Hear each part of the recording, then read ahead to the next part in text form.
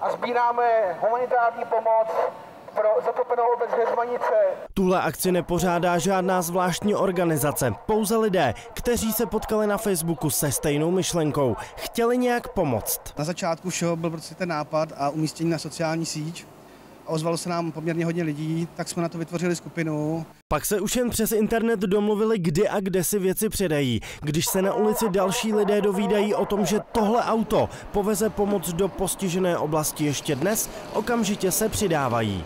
Měla jsem v kapse opravdu posledních pár drobných a šla jsem koupit aspoň něco. Vodu, nějaký konzervy, chleba.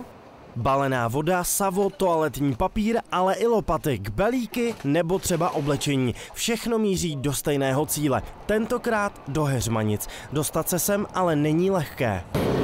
Dobrý den. Dobrý den. My vezeme do Heřmanic humanitární pomoc, pane. Můžete jet? Děkujeme.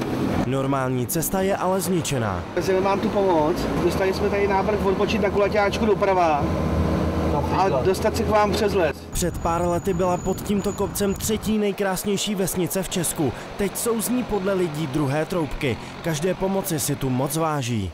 Ty lidi ztratili strašně moc, někteří ztratili baráky nad hlavou, že nemají vůbec nic a každá pomoc, která sem přijede, tak je vítaná. Zásoby ale bohužel nevydrží věčně. Samozřejmě ty zásoby budou ubývat. A proto se lidé na Facebooku už teď chystají pomáhat znovu. Pokud se k nim budete chtít připojit, více informací najdete ve skupině Pomoc postiženým povodněmi. Lidé ze zatopených oblastí teď budou v následujících dnech nejvíce potřebovat nářadí, aby odklidili to, co po sobě voda zanechala. Pro televizi Prima Vlastimil Hromíř.